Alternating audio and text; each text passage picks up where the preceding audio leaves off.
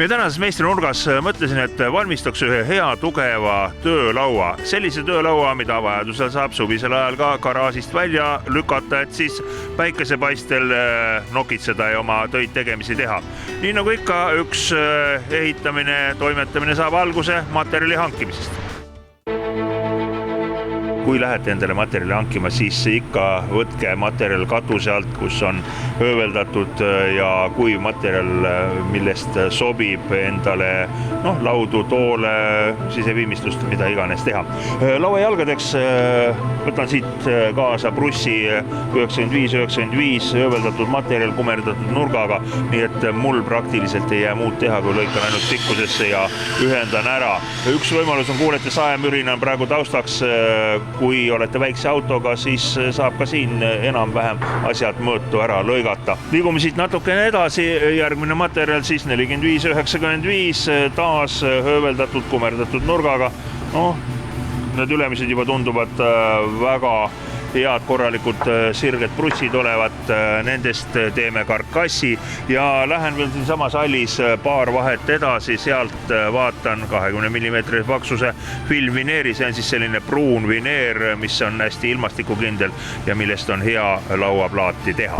Puumaterjal käes, jätkame oma laua ehitust siit töötoast juba. Nii nagu näete, mul on detailid praktiliselt täpsesse mõõtu lõigatud juba, tunnistan teile ausalt üles, kasutasin oma väikest tutvust puumarketi meestega ära, ja auto oli ka väike ning lasin kohe seal samas need detailid täpsesse mõõtu lõigata ja järgmine etapp siis edasi, kõigepealt märgime peale kruviaugud, seekord ma kasutan selle konstruktsiooni kokkupanemiseks selliseid kuuskant peaga tugevaid puidupolte. Augud puuritud, saame selle detaili oma koha peale panema, ta läheb siia lauajalgade külje pealt külge ning enne veel, kui ma hakkan kinnitama, teen pliiatsiga väikse märke.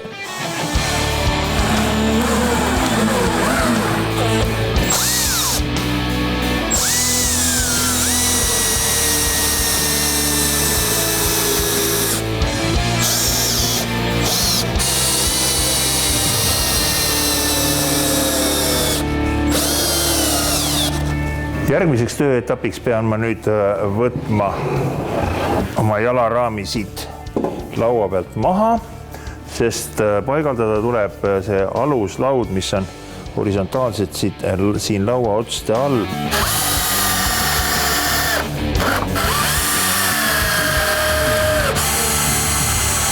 Nii, ja ratta kinnitame nüüd siia otsa peale.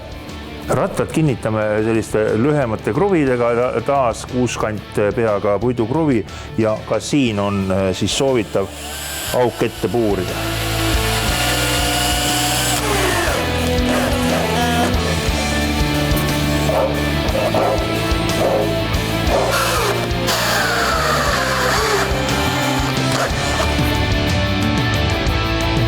Piki raampuude kinnitamise puhul tulevad siis käiku liim, poldid, seibid, nii et asi saaks korralikult kinni. Siin peate jälgima nüüd ühte asja, mis minu meelest on väga tähtsad.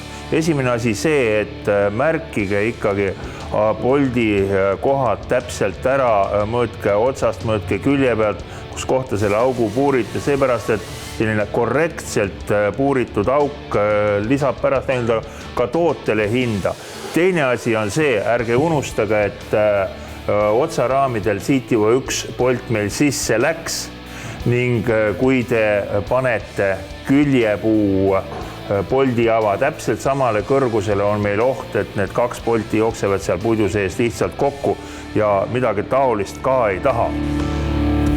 Teise otsa ka ning surume detaili oma kohale.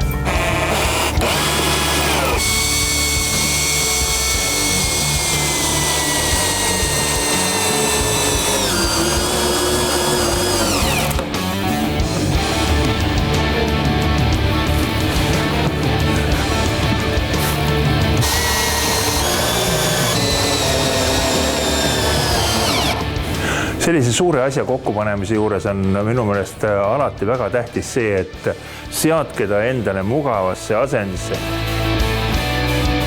Igal juhul mul on detaili paika panna. Väga mõnus, ma saan ta oma kohale seada, fikseerida. Nii, ja ta ei liigu siit mitte kuskile.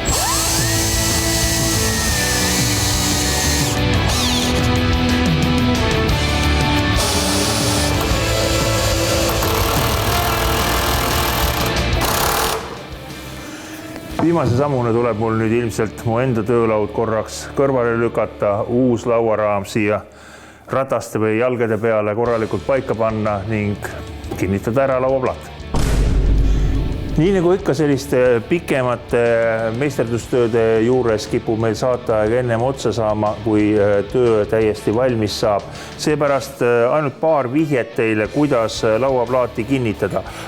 Plaadi kinnitamiseks on 2 varianti. Üks, me saame otse läbi lauaplaadi kruvidega ta kinnitada alusraami külge.